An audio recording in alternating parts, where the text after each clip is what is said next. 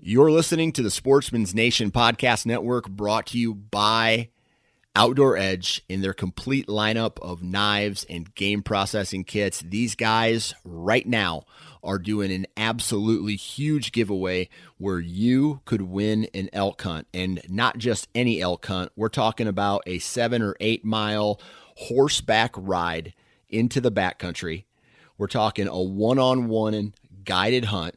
You're going to be sleeping in a wall tent, and you're going to be doing that for 5 days with the founder and CEO of Outdoor Edge, David Block. Now, if you've never been on an elk hunt before, I'm telling you right now, go sign up for this, because if you ever hear a elk bugle, whether it's at 400 yards or it's at 40 yards, it is a life-changing experience.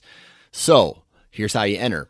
Go to OutdoorEdge.com. There's going to be a big banner for it somewhere on their homepage. All you have to do is click on that, go fill out some information. I think your name, your email address, maybe some other stuff, and that's all you have to do. That's how you are entered.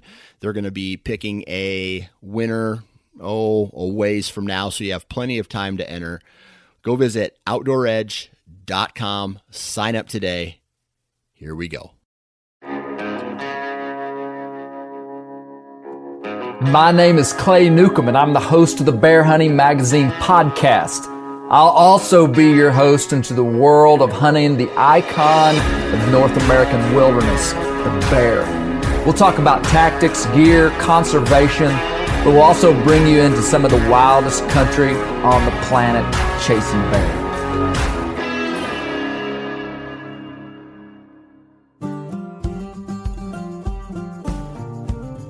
This week, I'm over in eastern Arkansas with my good friend Brent Reaves and Nick Gilliland. We're at Coon Camp.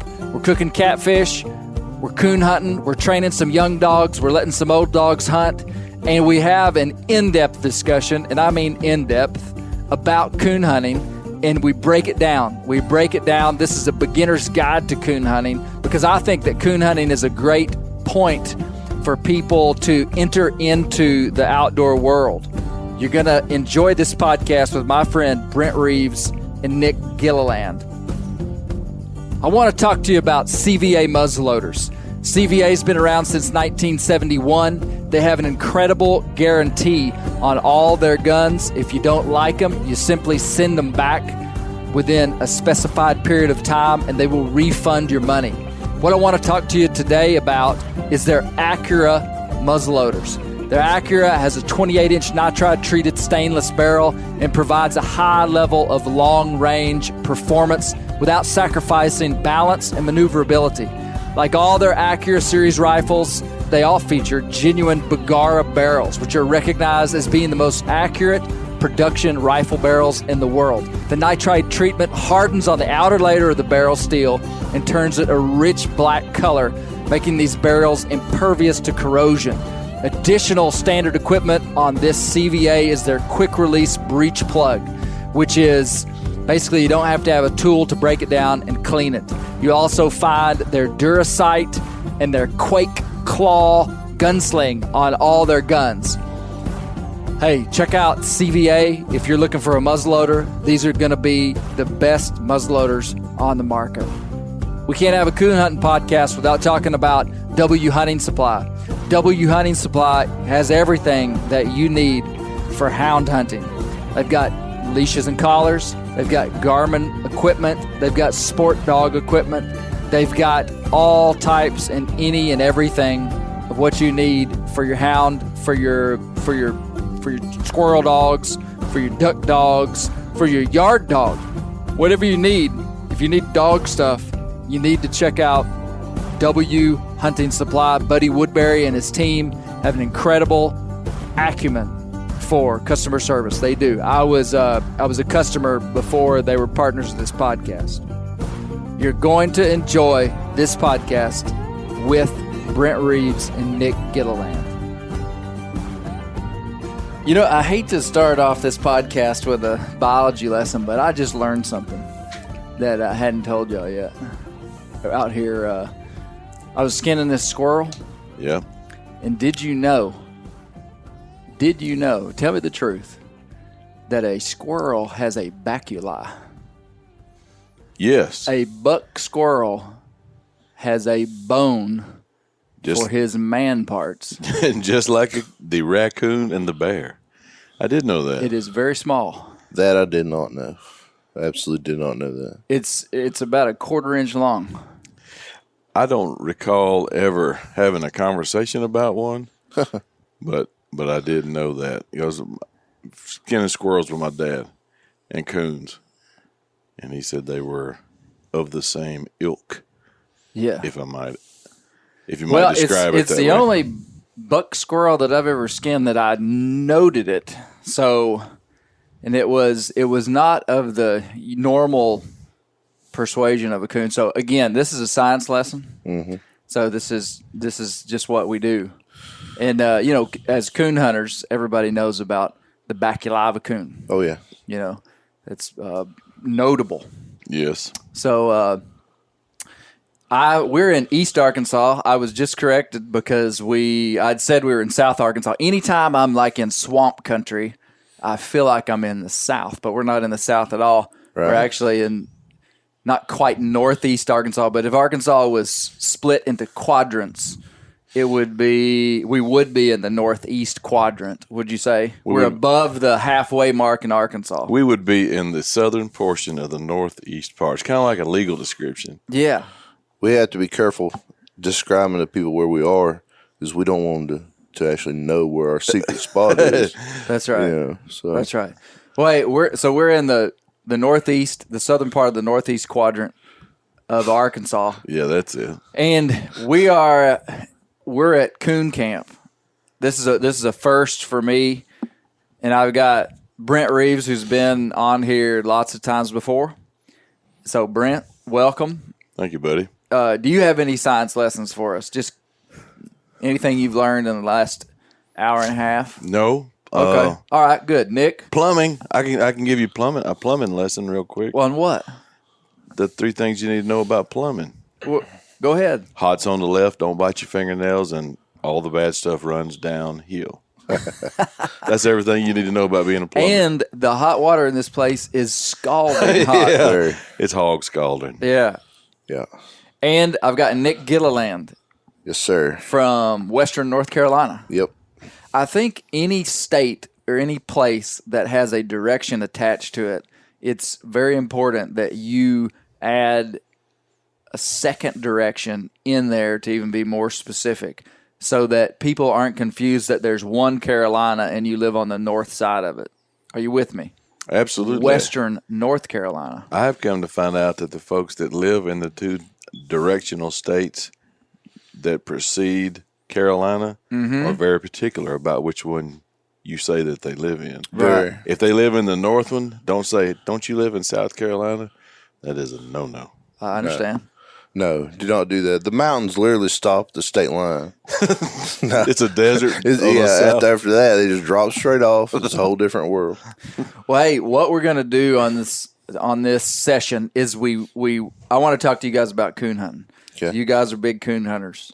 I want to overall. I want to talk about what we're doing here this weekend, but I want to walk somebody through who knows nothing about coon hunting. I think there's a lot of people that are looking for ways to enjoy public lands, enjoy the outdoors, and so they're exploring options of what they enjoy.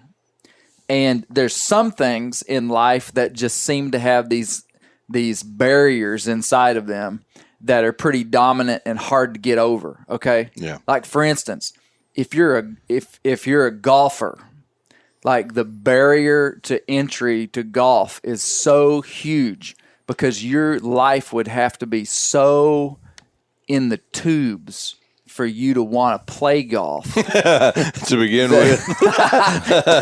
that you would have to be at like this. No, I'm kidding. No, there's some things that have these strong barriers to entry that if you don't have exposure to them in some way or know somebody that does it, you would just never know that this was an option for something that you could do. Right. And I think coon hunting, because of its maybe it's reputation. Maybe I find that people, you're either a coon hunter and know a lot about it, or you know nothing about it. Yeah. And like Brent was saying, the people's main exposure to coon hunting is from, who was it? Mr. Wilson Rawls. Wilson Rawls, Where the Red Fern Grows. Right. Yeah. Yep. And so that's their exposure. And a lot of people have read that book and they have this idea of coon hunting. But here's my take on it, and this is why we're talking about it, is when I was in high school, this is true. This is a true story. I foresaw that my family was going to be an important part of my life and that I was going to be a family man and have a wife and have kids. And I thought, you know what? If I'm a coon hunter, I can put those kids to bed and do all the normal things I have to do as a dad, and I can coon hunt after that. I remember having those thoughts when I was a teenager. Right. Like, this is a wise investment to learn how to do. And maybe my dad put that in my mind somehow. I don't know where that came from. But that is my selling point for, as an option. Like, a lot of people are busy during the daytime. Yep. A lot of people are busy. A lot of people have stuff to do. A lot of people have commitments. If you have a squirrel dog, you've got to hunt that dog during the daytime. Mm-hmm. The daytime is valuable real estate on a calendar. Mm-hmm. The nighttime is when a grown man can make a decision to whittle away some leisure time. And, if you miss a couple hours of sleep, you can do that. Yeah. And you can make that decision, and you can find this new thing to enjoy the outdoors. Yeah, and you're not using it. You don't have to burn vacation time.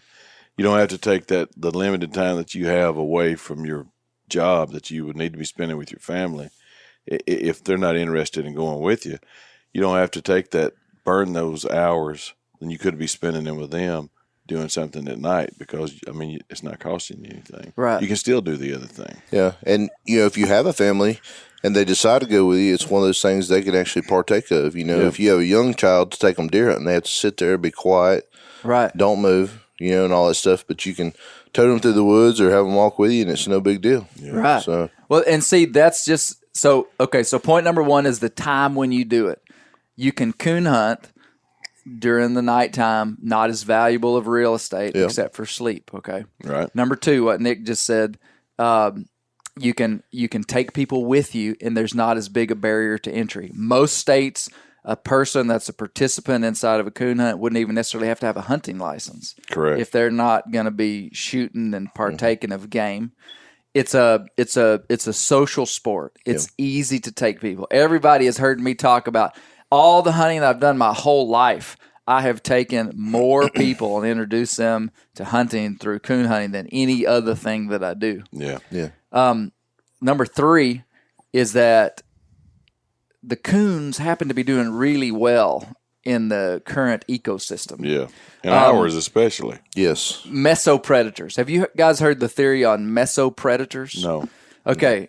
Imagine basically a pre-European colonization or colonized North America. Okay. Limited human influence. A lot of human influence, but a lot less than now.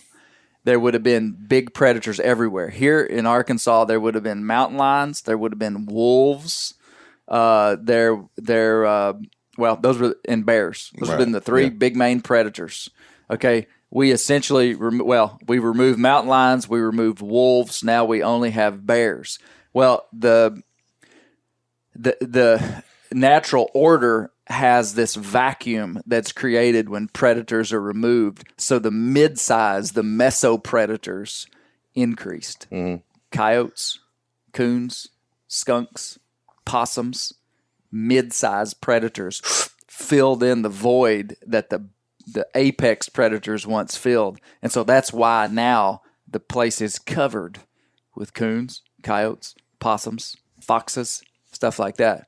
So these are also animals that are not highly coveted by most people. You're right. Am I right? You're correct.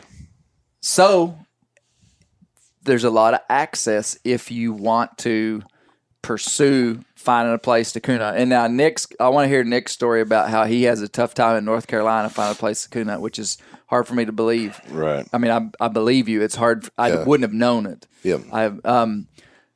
So point is that you're not asking a farmer down here to go hunt his 180-inch whitetail. You're not asking him to go kill his gobbler turkeys. Right. You're not asking to, it's a small ask. So it's accessible. Public land, almost all public land we would have in the Midwest would have coons. Right. So it's an accessible thing.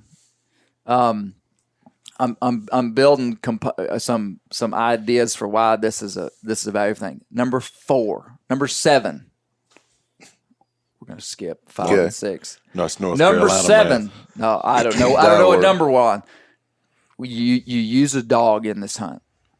I think people that have never used a dog before in a hunting situation, it adds a whole layer of excitement that is totally different than big game hunting.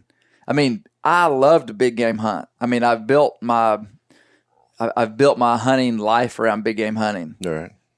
I love it to be able to go from a big game hunt, which is a solo endeavor typically, no, you're not using a dog, to go to this social hunt. A lot of people that can be involved, hunting small game. You're not trying to kill one coon a year. This is an opportunity game, right. Yep. And so it's using the dog is just so incredible. Okay. What are you guys' thoughts? On which part? On all and every part. All and every part. No, I'm just. Can you guys think of any other? I'm just trying to build a case, and then we're going to talk about how we're coon hunting. Well, when you talk about access, we always talk about, you and I talk about limiting factors on something enhancing the experience, and like Nick will explain in a minute, the limiting factor he has to deal with out in North Carolina. We actually don't. The limiting factor we would have here as far as gaining access to property may be because someone else has already beat us to it. Yeah. Because the landowner, the deer hunter, the turkey hunter, these coons are a problem to them. Where it's legal to feed corn, to deer or whatever, to use bait, they're in competition, direct competition with coons.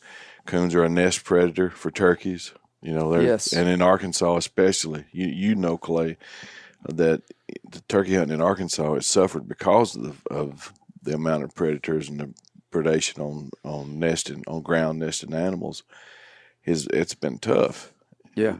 To the point that that's point number 12. Yeah, that we're doing a service, and it's very true. Yeah, and it's you can tell it. And it doesn't take a 3 or 4 or 5 years study to do it. I mean, you see more dead coons run up and down the highway, and then you're seeing less turkeys in the woods and hearing fewer gobblers.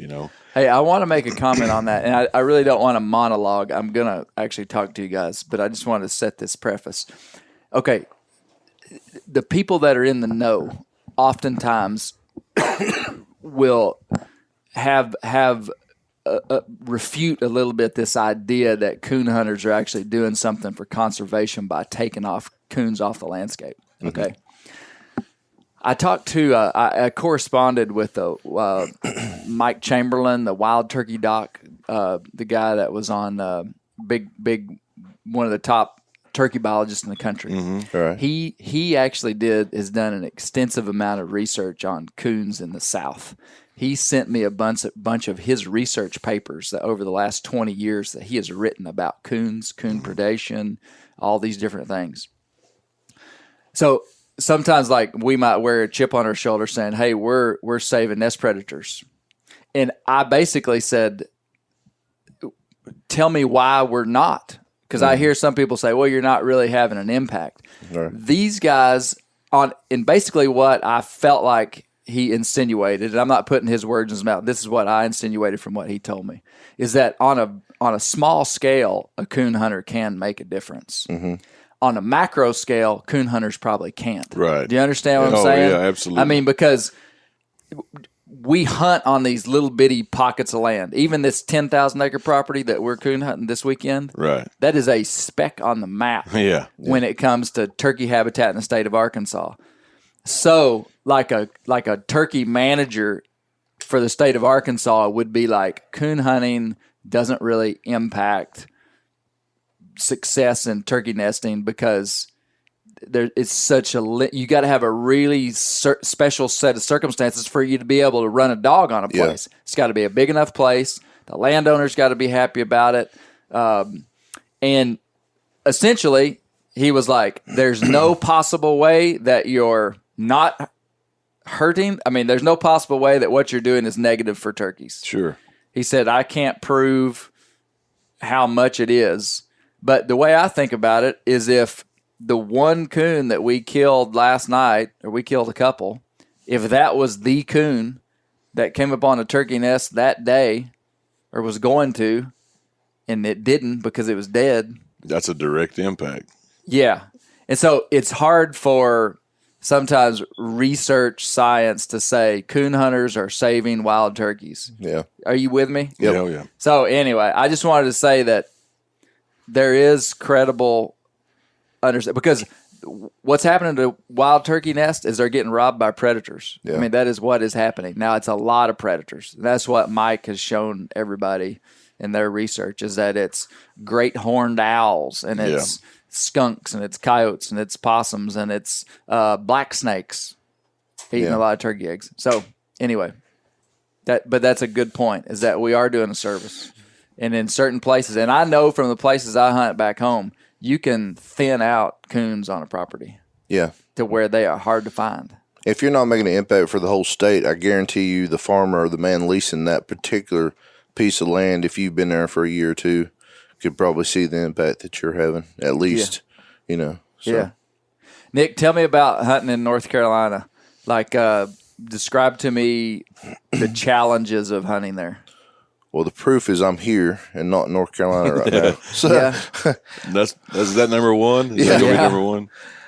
Well, you know, in Western North Carolina, everything's mountainous. So the terrain has a big factor in it. You know, it's very hard to hunt, just the terrain in general. Everything's laid out different. There's no croplands. These river bottoms and stuff, you know, that you have here, we don't have those. So that makes it more difficult.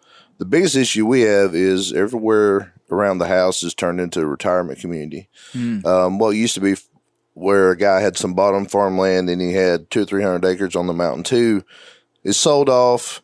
It's a golf course down the bottoms, $1 million homes all over the ridges, gated community. There's absolutely no access. Even if Grandpa did hunt it, you're not going to get to. Say Joe Blow gives you permission for 10 acres next door. One, the property is nowhere near big enough you can run a dog on. More than likely, you're going to end up in the gated community. Law's going to be called, and it's just too much of a hassle. Tell me, let me stop you right there because a lot of people might have a question about this. What do you think is a big enough property to turn loose a dog on? I wouldn't turn loose for no less than 100 acres, and that would be a young dog that has started coon hunting. You know, more than likely, if it has coon on 100 acres, you can get something going. But the dog's probably not going to go off of it. Yeah, more than likely. But if the dog has any kind of experience to it, you know, then I probably wouldn't. Yeah, I would need to because he's going to maybe wind one from off. He's going to end up off the property to go find one. Yeah, my experienced hound, you know, 200-300 acres because I can handle him well. Yep, I can call him off if I need to, and it won't hurt him to cut him off in the middle of the track because he's experienced.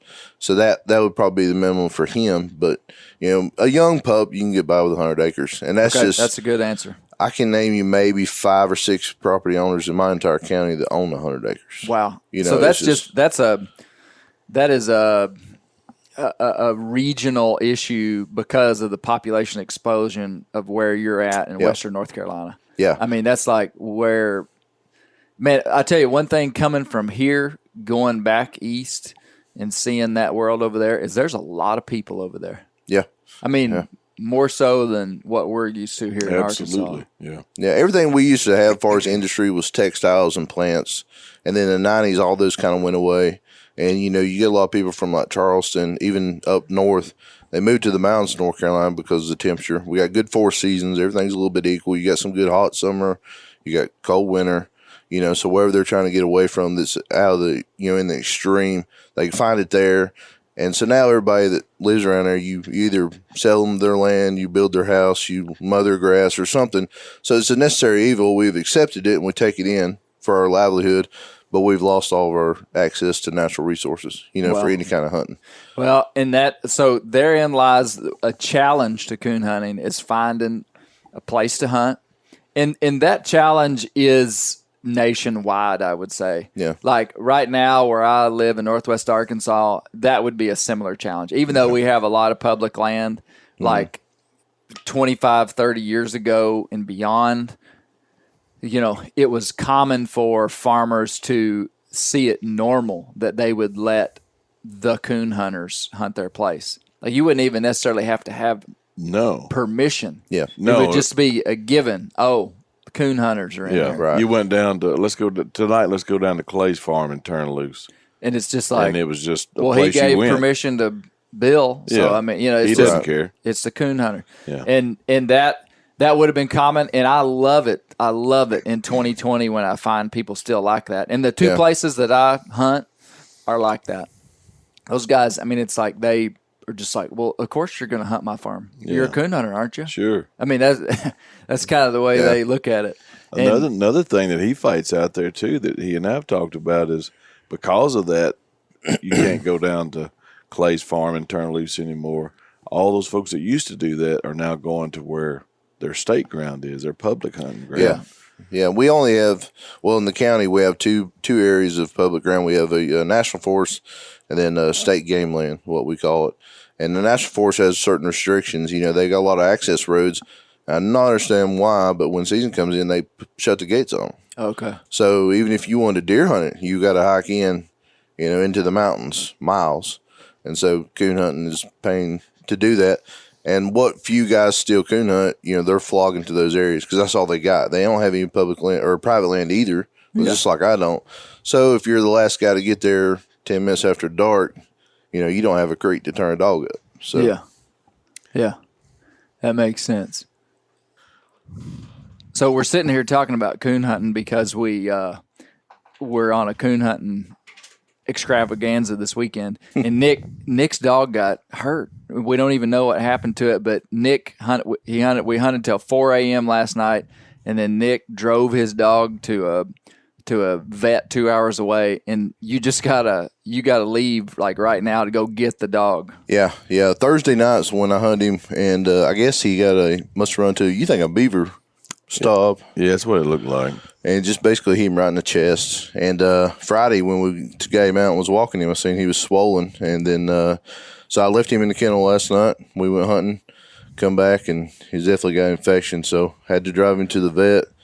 And it's 2 hours away, so they just notified me I got to come get him. So. Well, it was awesome having you on here. We were hoping to have you the whole time. So anyway, you're the first guest to exit the Bear Hunting Magazine podcast. Yeah. Congratulations! I get that title. No, but it's because we're in the heat of it right here. Yeah, and you got to go get that dog. So Nick, hey, thanks for being on, and we hope the dog's okay. Yeah, buddy. And we're going hunting tonight. So you got to drive, go get the dog, and then we're going hunting again tonight. Absolutely. So I'll be back in a little bit. Okay. All right, man. Brent, this is what I would like to do. I would like to talk through just a general conversation about how somebody could get started coon hunting. Okay. Sure. Yeah. So walk me through what we're doing when we're coon hunting. Like what, because I shared with Nick yesterday, people see like coon hunters posting stuff on social media and they see these dogs barking at a tree. I took a guy hunting one night and he was like, "Oh, I thought these dogs were going to be crazy all night long." He had he just thought that these were just like wild dogs that just were going to be barking all the time. Like it's a going to be pack a mentality loud thing. and chaotic. And when he saw my dogs were just like pets in the back of my truck. Right. And the only time they bark like that is when they're on a tree or when they're Right. trailing. So point being, he didn't understand the aspects of what we were doing. And so walk me through what you're actually doing on a coon hunt from like the beginning, like where we go, what time we go, what we do, and then I'll interject and interrupt you. Certain times of the year depend on the time. Dark, we're going at night. I mean, this is a coon hunt that is conducted at night. The time of year will depend on what time of night that you go. Normally, when it's hotter, warmer weather, you will go later because coons, just like people, if it's hot outside, they don't really feel like going out there and doing a whole lot. So usually at the optimum time when it's the coolest part of the night is generally when you'll get the most activity from coons going, moving around, coming down from their dens out of the trees. And so they're sleeping during the day and they're moving around at night. As a rule. Most of the time. Most of the time, as a rule, that's the way it goes. Right. And so you're going to go to an area where you feel like, there's where coons will be. So you need to be familiar with what they need, what their food sources are, habitat that is suitable for them. So, right. hardwood timber in this area would be any place where there's water. They like crawfish, they like frogs, tadpoles, but they want to eat berries and grasshoppers and insects and their corn. They're hard on a farmer's corn patch. Mm-hmm. Those kind of places where they can shop for the wide variety of things that they eat. They are an omnivore deluxe. That's part of the reason why they've been so biologically successful. Absolutely. And let me distill it down to even like the dummy's guide to where to turn loose your coon dog, if you don't know, is on a creek, on a lake, on a body of water. Typically, coons are going to be, I would say 80% of the time, I'm turning loose on in some proximity of a body of water. Mm-hmm. Like if I'm in the Ozarks, I'm turning loose on a pond or on a creek. If we're down here, we're turning loose usually along a oxbow or a bayou or something. And I'll tell you why. On a farm. So a coon's, one of his primary ways of gathering food is in water. Mm-hmm. And they like to, people say coons like to wash their food. They actually don't like to wash their food, but they like to get their hands wet when they feel around on their food to try to, it increases their tactile sensory ability on their hands. Right. Which I have read that a coon has more tactile sensory receptors on his paws, front paws, than any other animal in its class. I'm not going to say any animal in the world because I don't know that, but in North America. So they have this incredible ability to feel. Right. And so the way that comes in handy is at night when they cannot see, they use their hands as their eyes, basically putting that hand underwater. So water. You've got us to where you're going to go. You're going to turn loose in a place where you think there's coons, and pretty much anywhere there's woods, there's going to be coons. I mean, wherever you live, there are some places where there are not raccoons in the lower 48, but anywhere in the east and even more so out west. I've got a friend now in Montana that is starting his dog on coons, and I mean, they're finding coons out in the river bottoms in Montana. Sure. But typically it would be in the eastern deciduous forest, in that section of the world is where they're going to have coons. Okay, so that's where we're going to go. Okay. Right. And then what are we going to do? And now we're not talking about training a dog. We'll go back to that, but like what are we going to what are you doing? Well, when we get there, we're going to hopefully be kind of oriented to that piece of property, or whether we're going it off a map, or app on a phone or a place that we're already familiar with, maybe a place that we deer hunt or whatever, or where we grew up, public land, anything, somewhere that that's big enough expanse where you can turn the dog loose and let it get out and get away from you and start looking for the fresh scent of a coon. And you're going to do this at night. Like I said, when they come down from the trees and they start looking for something to eat, you want to put that dog out there, and hopefully he's going to intersect. His nose is going to intersect with their track that they've made, their scent that they've laid down. Okay, is this dog like a bird dog that's going to stay within sight of you, or is he going to just range out and go hunt on his own? Well, you've got mostly they're going to range out and hunt on their own. Ideally, you're going to be able to turn the dog loose. When you listen for him, when he leaves, he leaves silently. And when he runs across a coon track, the scent of a coon, he's going to do what we call open. Yeah. He's going to open up. He's going to start barking. Yeah. And he will bark, hopefully consistently or enough that you can tell his general direction. Yeah. Now we have GPSs and satellites where we can keep up with the exact track of where our dog is and its relation to the Google Earth view of this piece of property you own. Right. So it's not him being as vocal on the track is not as important as it was at one time. It's not a bark to run the quarry up a tree, to make him go up a tree. It was a bark so you could know where he was at. I see. And so as he's going down through the woods and he's barking and he's letting you know where he's at, and then that he is running a coon. He's supposed to be only barking if he's running a raccoon. That's right. Now, hey, you've just tapped into the very definition of a hound. A hound is an animal, or is a dog that barks on ground scent. Correct. I mean, or that's inside the definition of what a hound does. There are other dogs that aren't hounds that do that, but that is like hound deluxe. Right. Is he's smelling scent on the ground and he barks. Mm-hmm. Okay. Let me go back to how the dogs hunt, because I don't think it's always real clear. With hunting dogs, like a duck dog is sitting by your side and retrieving ducks. A bird dog is gonna have a really good handle on it, meaning that the owner can give that dog commands, very specific commands, and that dog will obey, but that dog is always staying pretty close to the owner, never kind of like leaving sight of the owner, typically bird dog. These dogs, we're free casting them. Yes. What you've just described is free casting. And we want a dog that is going to have a lot of hunt in him and go out and find the quarry. Yeah. So, I mean, like, you turn a dog loose and you just, if we're hunting that way by free casting, we're just going to turn the dog loose and we're going to sit there. Right. I think that's been surprising to some new people I've taken, Brent, is they're like, well, aren't we going to chase the dogs? Isn't that what old Billy did on Where the Red Fern Grows? Yeah, followed after him. Well, Billy didn't have a Garmin. Exactly. From W Hound Supply, Buddy Woodbury.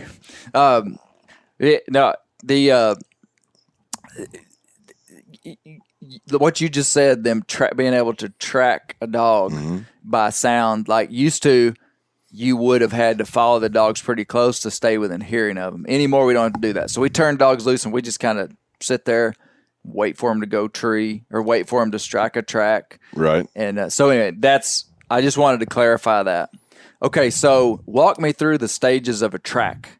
Okay, like if they open or they strike or whatever they do, or I would call it strike, or I mean that would be typically what I would say, but they're both the same thing. Right. So take me from there. All right, he strikes on the track. You know, some dogs after you know them, after you hunt them a while, you can tell how hot the track is, and by that I mean how fresh it is. Right. You know, a dog leaving walking through a place 30 minutes before, or coon walking through a place 30 minutes before the hound comes through. You know, that's a pretty warm track, as opposed to one that came through 2 hours ago. That would be a cold track. That would be what we'd call a cold track.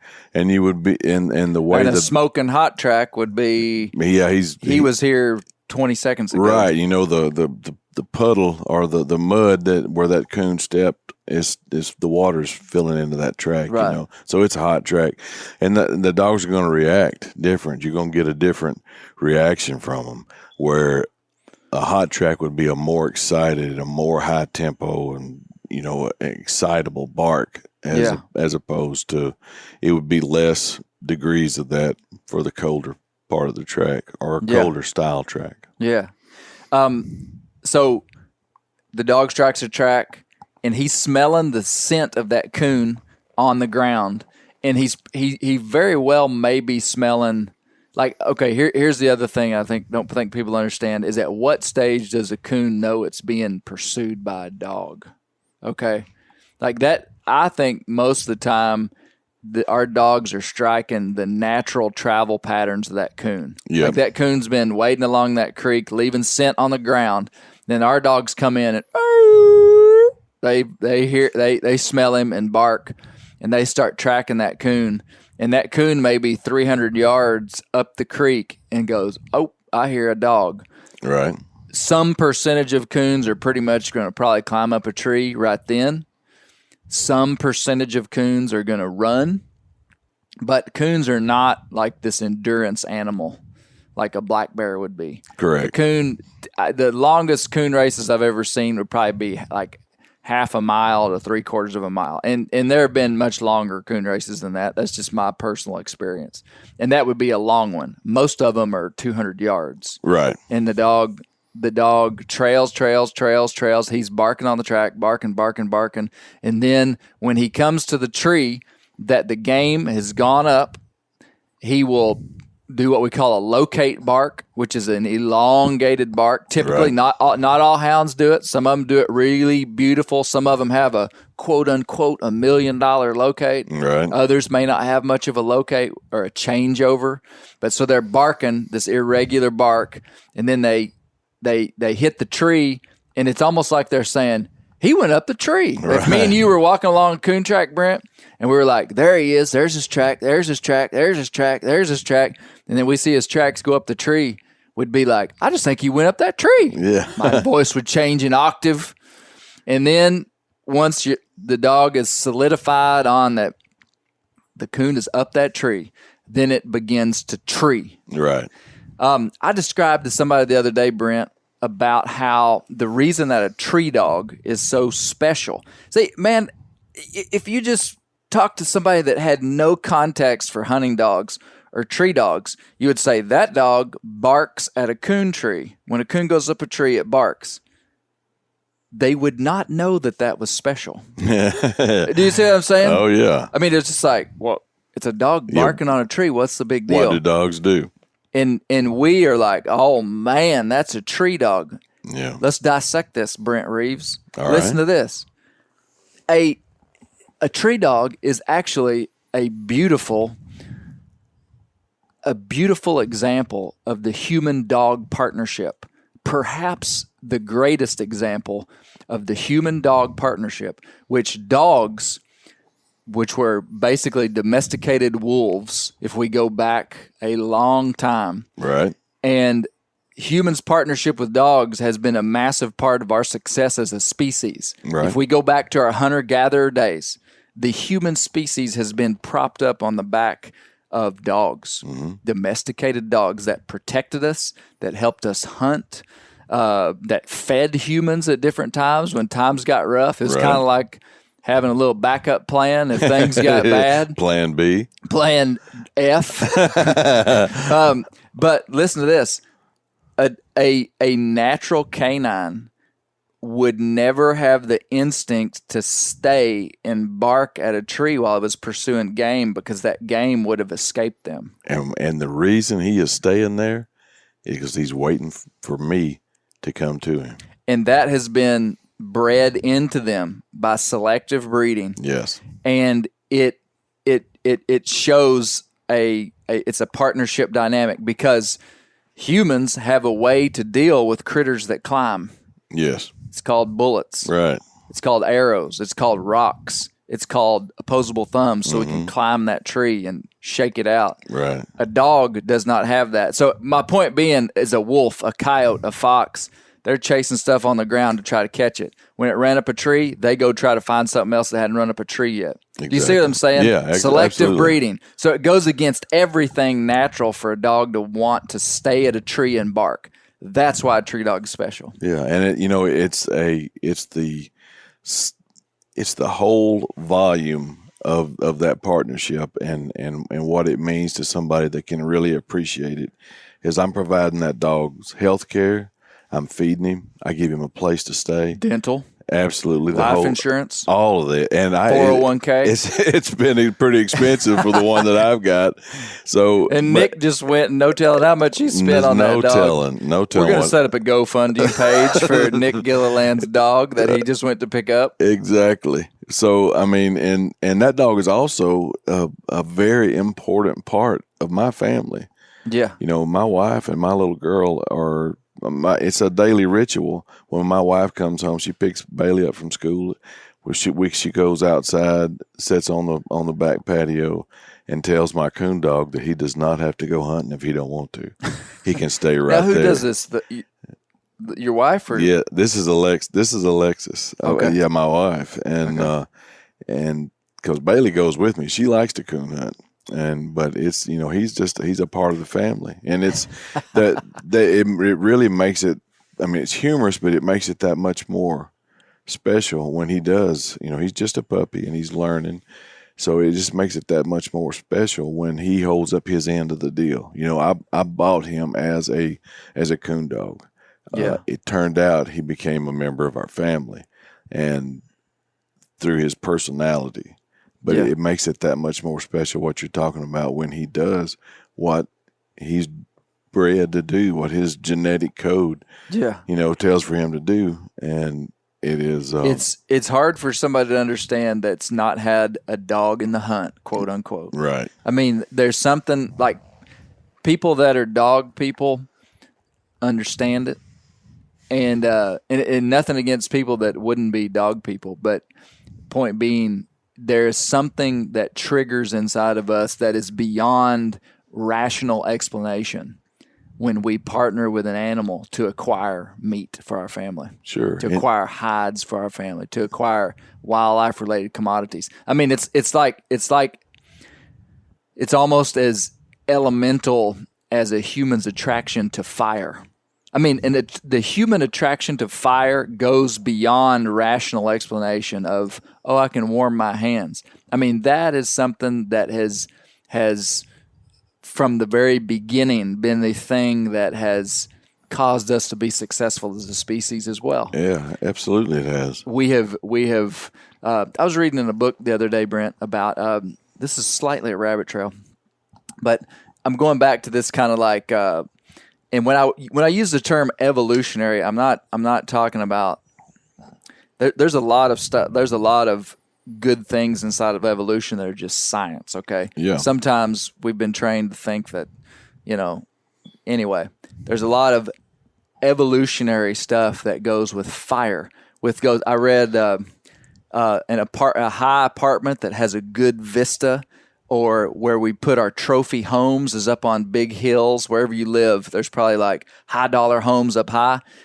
That stems from our days when humans were in grasslands, and to have any sort of elevation was biological advantage. Sure. Like we developed this sense inside of our genes, our instincts, that like to be high is better than to be low. Right. Because when we're high, we can see.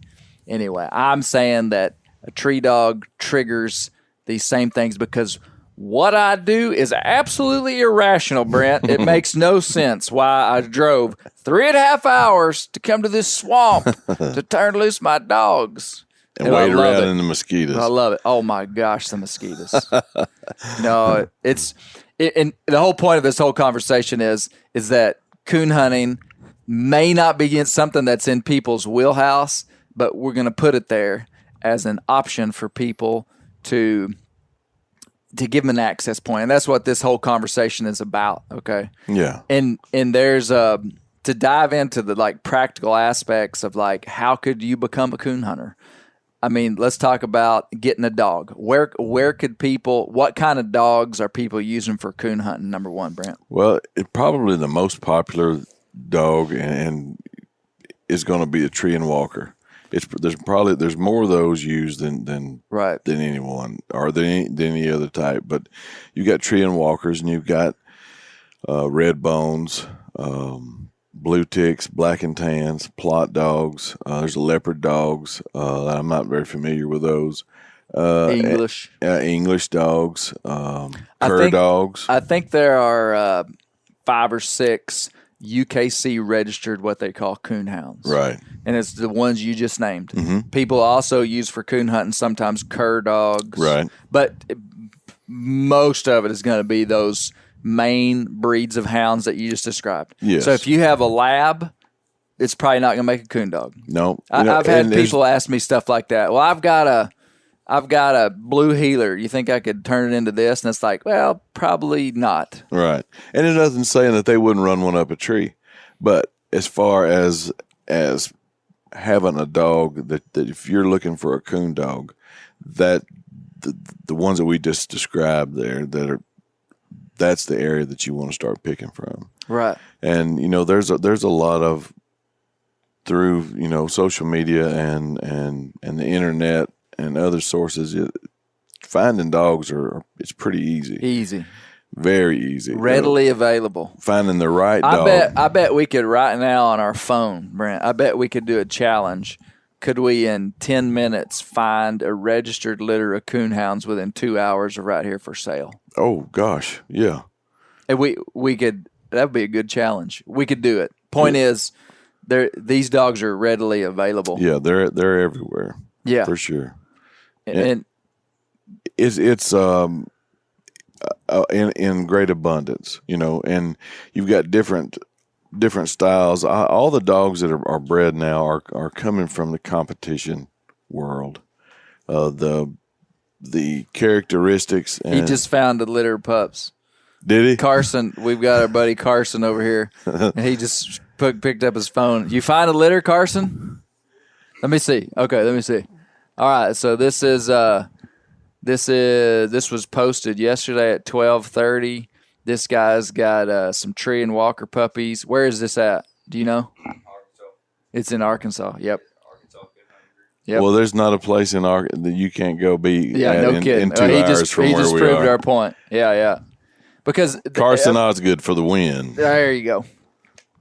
So, okay, so you got your dog. Right. And again, we're just breaking this down bare bones. Mm-hmm. How do you train a dog, Brent? And again, you could have there are books written about training coon dogs. We're going to talk about it in 5 minutes. Tons of literature, tons of videos.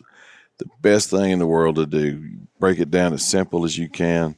Take a dog that's bred to tree coons to a place where there are coons and turn him loose. Yeah. And see what he does. Now you want to be able to control that dog. I got my dog when he was 6 months old, and the first thing we did was bond as friends and show him I'm the boss. He needs to do what I tell him to do. That's the way you did with me too. And you've never done it. It's never took. So I'm gonna have to up the amperage on your collar the next time.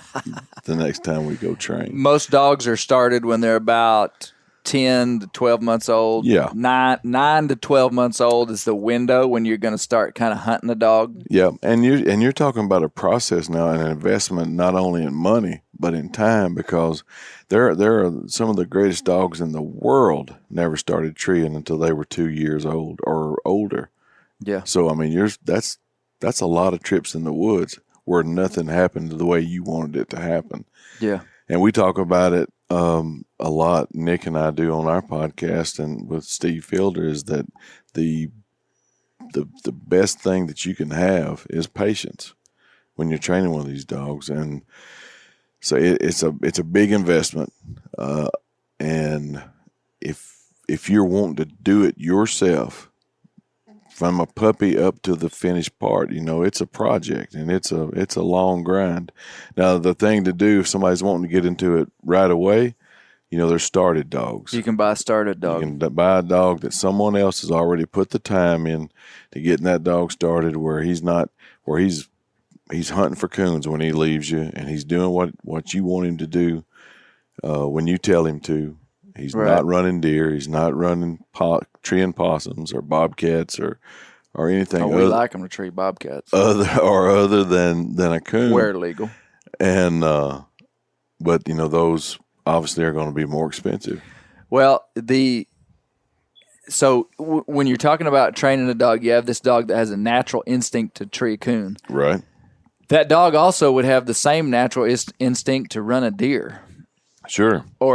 So a lot of people don't understand that, is that just because you have a dog that's bred to be a coon dog to tree coons does not mean that he's not going to have a similar desire to chase other game. So basically, you're trying to whittle them away from off game, and so you reward them for good behavior, and then you discipline them. And by discipline, that could mean many, many things. Yes. Usually very light, which would be like no reward for bad behavior. Yeah. Reward for good behavior, zero reward or negative reward for bad behavior. And over the course of a period of time, like my scooter dog, he's 10 months old. Over the last month, I think I'm 70% towards turning him on just coon. Right. Like he'll still run whatever, but he has learned that there's a big reward for treeing a coon. Because when he gets to the tree, he sees my excitement, my praise of him, and when we shoot a coon down, he gets to see a coon. Right. When he runs a deer, he gets nothing. Right. The deer runs away from him. He gets tired. He gets no reward from me. He doesn't get to smell that deer's fur. Right. And eventually, as he's older, I might find other ways to discipline him for running a deer. But usually it's positive praise. Yes. It's the positive that makes him go, man, why would I want to run anything but? And so just over time, it's almost like a miracle. Well, your dog's pretty straight. Their inherent desire is to please you. Right. And I've always said that a dog is only if a dog is everything is equal, and you've got a well-bred dog that knows what he's supposed to do, or he has that desire to do what he's bred to do. The limiting factor for that dog is the man that's handling him, or the lady, or whoever is the person handling that dog. Because if you cannot explain or communicate to that dog what you want him to do, then it's not his fault, it's yours. So, and that has always been something that when I'm correcting a dog or praising a dog, is he understanding what I'm wanting him to do? And if when he trees a coon and we see the coon and he knows the coon's there, whether I knock it out to him or not, and I love him up and I praise him, and he's the best boy ever, and we're doing a little, I'm petting him and praising and rubbing him and everything there at the tree, and then we leave. I mean, you can tell in his demeanor he's ready. I want to experience that again. I want to do that again. Or if he goes somewhere and we can't find the tree, or he trees and we can't find the coon, and it's maybe it's slick, what's called a slick tree, where you can look on every limb and there's not a coon there. The dog just messed up. He missed him. He missed it. He treed, but the coon wasn't there. The coon he wasn't messed there. up. That's Right. called a slick tree. You just go up there and you put your lead on him and you drag him, and you pull him away. You walk away and you turn loose again. And in that experience, maybe the scent wasn't hot for whatever reason. He's got to do a little deductive reasoning that what happened just then was not as fun as when we saw the coon. The coon got knocked out, or I was praised on the previous. Right. So, and it's repetition. It's the same thing every time you go, and it doesn't happen in a month. Like I said, it could be years, year and a half, 2 years, however.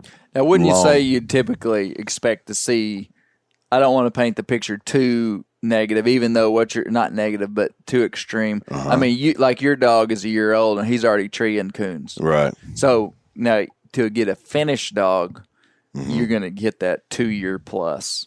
Yeah. But I mean, like, you're already having a ton of fun and excitement with a year-old dog that's treeing coons on his own. Well, I've talked, so I don't want it to sound like, that it's 2 years old before you're doing anything. And it's fun. all how you look at it. Every day, every time that I go, he doesn't tree a coon every time I take him. Yeah.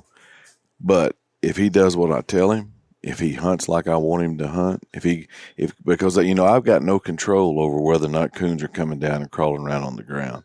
I can't control that part. The only thing I can do is try to prepare my dog the best I can, take him to the place where I think they are at the time they are, and turn them loose.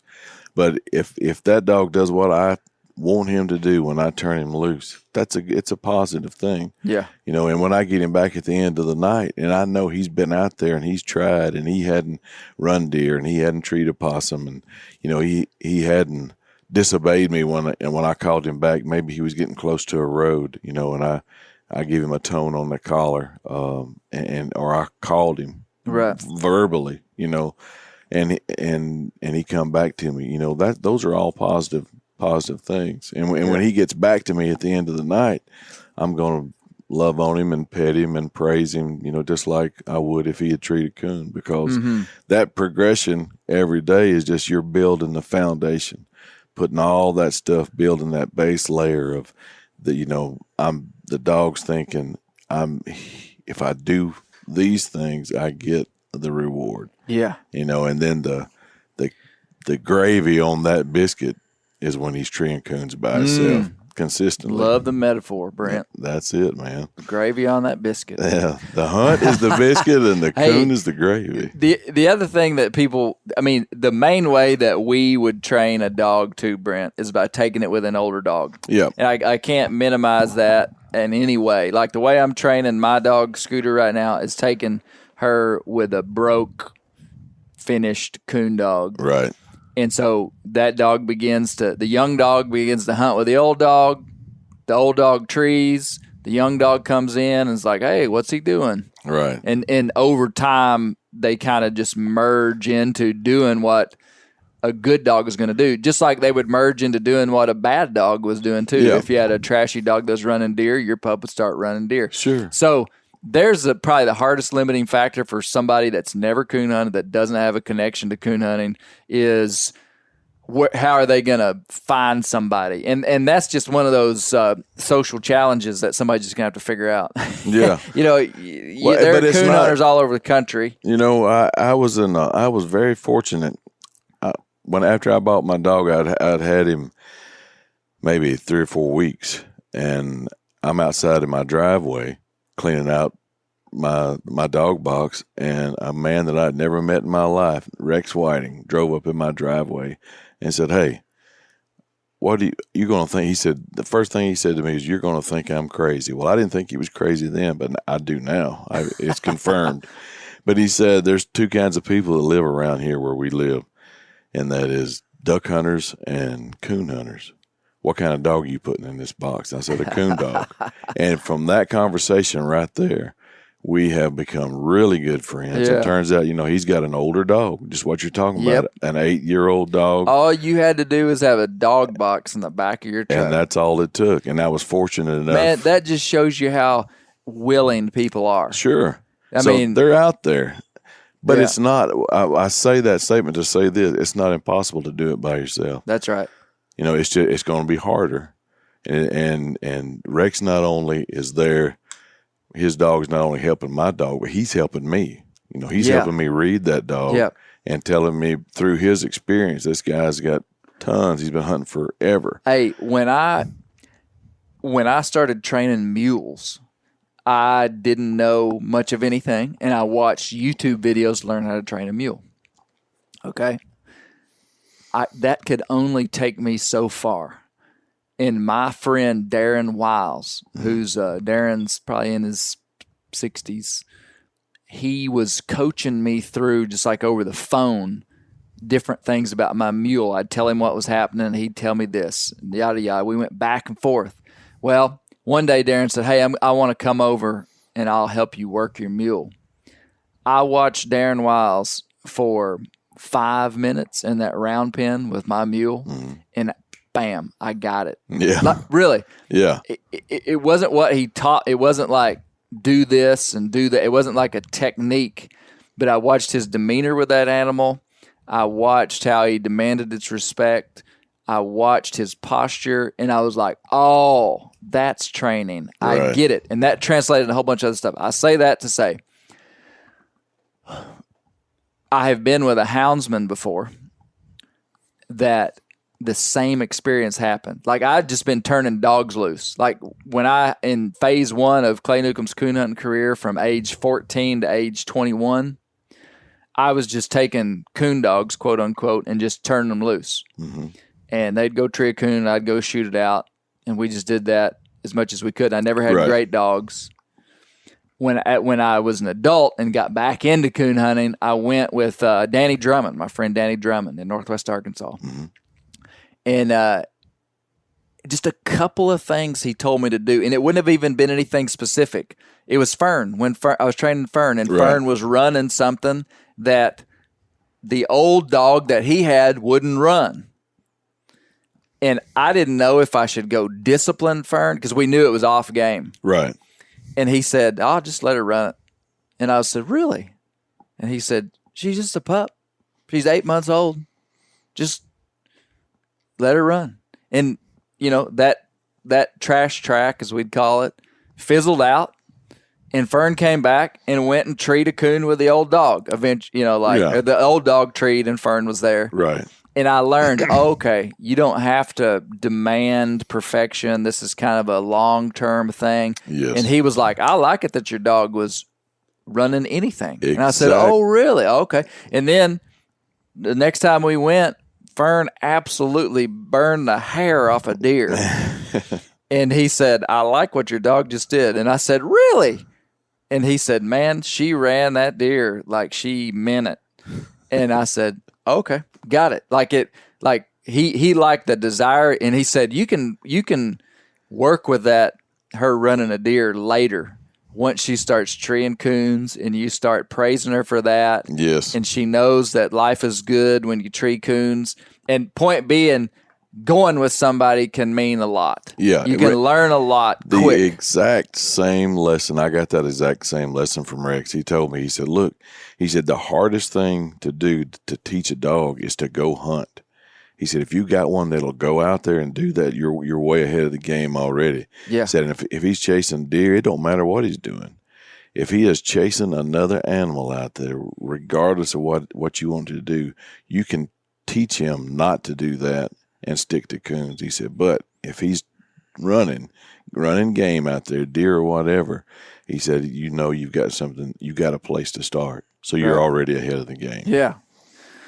So, I think the main thing we wanted to do was introduce people to the idea that they could be a coon hunter, the idea that this is a family sport, the idea that the game regulations are liberal. Anywhere you want to coon hunt, the game regs are pretty liberal. Right. I mean, like high bag limits, long seasons.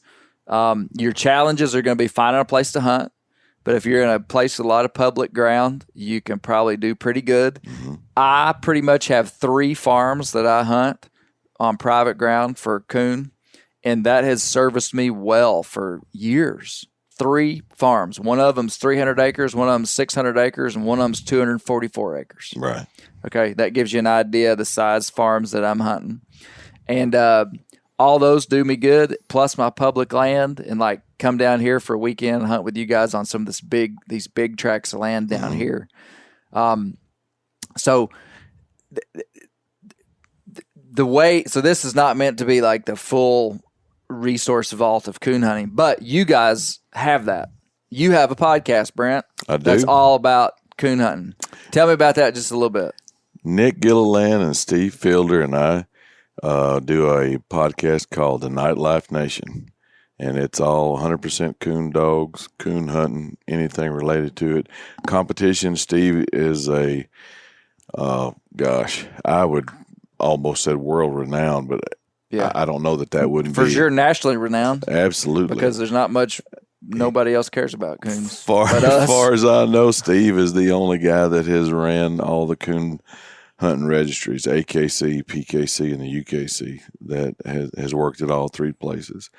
And just a vault of information about competition hunting and the lineage of legacy of historically great dogs and good coon hunters, and just a wealth of information. He handles all that stuff, and Nick is an accomplished dog trainer and hunter from North Carolina.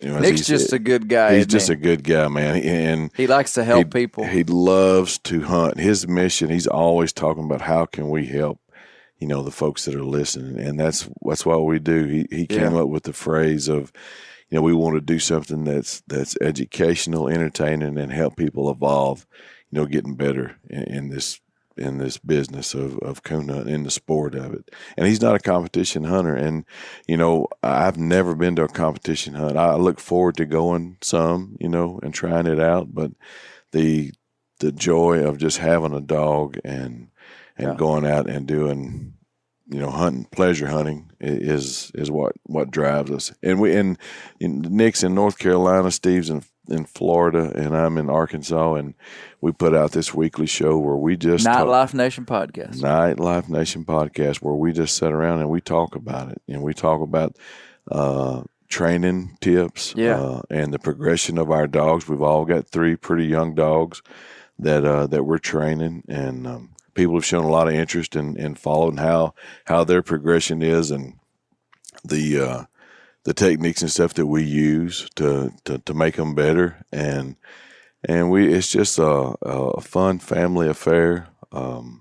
We usually tell a story at the end of the podcast of a personal experience someone had, humorous or otherwise, that is. You've never had anything funny happen to you? Oh, dude, we got to close this podcast with me talking about my story. I think you know what story I'm talking about. Oh, yes. God bless America. No, I'm not closed. That's why I want to close it. Okay. When we do, we will cue the eagle. Cue the eagle cry. Yeah. But anyway, it's just fun. So check out Nite Life Nation Podcast if you have any interest in this kind of stuff, because I think, Brent, this may be our 100th podcast, maybe 99. Right. This one that we're doing right now, and we've talked about coon hunting just a handful of times. Right. So I mean, we're not trying to educate the world on coon hunting. You guys are. Yeah. And so if you have interest in becoming a coon hunter, these guys have a great resource, and it's just a palatable, family-oriented podcast. A lot of fun, a lot of information. You'd listen to 2 or 3 podcasts, and you'd get the lingo of coon hunting. Right. Part of barrier to entry sometimes is people just not understanding stuff. Like we say the word treed. Well, they don't know what treed is. You say a hot track. They don't know what a hot track is. You say a walker. Well, they don't know what a walker is. Yeah, and they say this or that. Yeah, we actually did like 3 episodes where we did a segment in 3 episodes of going through terminology. Yeah. Of what they were, competition terminology and just regular coon hunting terminology. So, and we got, and a lot of response came back that, that was people found it really helpful, and it just inspires us to do more. Yeah. It's great. It's a lot of fun. Yeah. So that's, I've been enjoying it. Hey, 2 things I want to end with. I want to end with the story, and we're going to build this story up because it was just incredible. Okay. Secondly, I always want. I feel this need deep in my bones to talk about why we do what we do, and we've already talked about part of the conservation aspect of coon hunting. Historically, though. Did you know? I'm going to tee you up for a question. All right. I'm going to tee you right up. Okay. What is the most economically important fur-bearing animal of all time for North America? A. Beaver. B. Raccoon. C. American bison. D. Coyotes. Okay, what is your answer? To repeat the question. the most economic, like which one has the most gross economic sales of all time in North America, going back to the 1700s when the French came over and started fur trapping. Ready to go. Raccoon. Teed him right up. You're exactly right. How could I've ever guessed? That's right. I would have thought beaver. Because you hear about the high prices that beaver bought in the West was the expansion. The European expansion West was fueled by the beaver. Right. But the beaver fur trade, Brent Reaves, was pretty much from about the late 1700s to about the 1830s. And in about 50 years, they trapped those suckers out. Yeah, the end. And then from then on, it was raccoon pelts for 100 years. From 1830 to about 1940, 150 years, to the 1980s. Right. From like the 1830s to the 1980s, coon hides dominated world fur markets. Yeah. And so the reason that this is important information is that we're coon hunting for hides. People do eat raccoons. Yes. They do. We do. Yep. But it is not the primary reason that we hunt coons. No. We're hide hunting.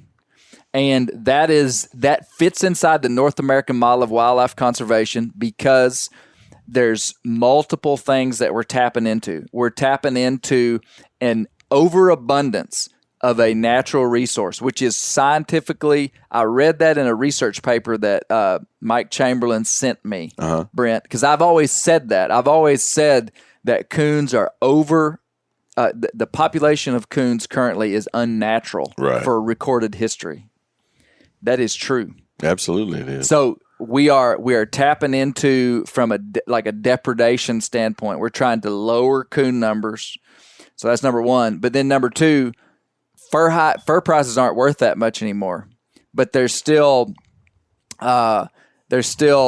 traditional usage patterns of coon hides. Like what I'm doing these days is all the coons that we take, especially during the prime winter months, I'm getting those hides tanned, right, and giving away as gifts. And it's incredible. I mean, the coolest thing in the world is going to be to have a buddy of yours that's a coon hunter, and you get a full tanned coon pelt for Christmas. Oh yeah, for real. They're beautiful. Yeah, and so the hides, and when we've talked about eating them, and it's great meat, and we've had it. A lot of people use it, but it's not the main reason we're doing it. There's a lot of animals that it is the main reason, and I think sometimes people don't understand that, or they might have a hard time with it. But you don't have to have a hard time with it because this fits perfectly inside the North American model of wildlife conservation. Yes, we are removing mesopredators off the landscape, but we're also utilizing a commodity off that animal. Mm-hmm. So, coon hunters, man, that's what we are. Okay. Glad to be one. Story. I was coming here, Brent, yesterday. I drove 3.5 hours to get down here. We didn't even talk about our coon weekend. Colby has got to put in some background patriotic music. Dun, dun, dun. Yeah. Just a music bed, Colby, a little. Yeah. It's going to be great. I hear it. There it goes. It sounds good. Good job, Colby. That's it. Do you hear it now, Brent? That's it right there. That's it. I was coming here, and I was in downtown Fayetteville, Arkansas. And now, most of you never been there and probably will never go there. But imagine in your city, one of the most busy intersections in your city. And I was on a major interstate that runs through this very populated area of northwest Arkansas. I got off on an exit to go wash my truck because I didn't want to come down here with a dirty truck. There's a construction crew working like right off the exit ramp. So there's just people everywhere, cars almost, not bumper to bumper, but, just people everywhere. Right. I see a bald eagle. A bald eagle. The size of a Cessna airplane. Swoop down out of a bluebird sky and pick up a freshly roadkill fox squirrel. Now, why there was a fox squirrel on the interstate off-ramp, that I don't know. Right. But it was a big, glowing orange fox squirrel. He swoops down right in front of my truck, picks up the fox squirrel, and then just flies off like a boss. Like the Rockets' red glare. There was a guy right behind me driving a Toyota Tacoma. Sometimes when you're in like big cities and you see somebody that's driving, they give some indication of you have like a little bit of a cultural connection to them. Right. You kind of like hat tip them, you know? Yeah. And this guy had a Toyota Tacoma. You know, I could tell this guy was like, I mean, probably on the same page as me in terms of like just. He digs the outdoors. Probably. Yeah. And he pulled up right beside me, and I knew he had to see it because he was right behind me. And he looked at me with a big grin on his face. I looked at him with a big grin on my face, and both of us knew that we'd seen something special. Yeah, you'll always have that. Oh, my goodness. So, the eagle story. Yeah. Eagle and the fox squirrel. Yeah, that's going to be retold for you. That'll be on a cave drawing. You should paint that picture at the world headquarters. Yeah. That's going to be awesome. Well, thanks, Brent. Man, I hate that Nick had to leave. It was kind of an odd deal. We didn't know when he was going to get the call about this dog. Yep. And he had to go, so. And we don't want to leave folks hanging. We think he's going to be fine. He just got fixed up, and he'll have him back here this evening, and he probably won't hunt tonight, and he'll go back home and get well and be good to go. Well, hey, we're gonna hunt. We're gonna fry some fish, and then we're gonna hunt again tonight. Absolutely. All right, man. We'll keep the wild places wild because that's where the coons live. Sure do.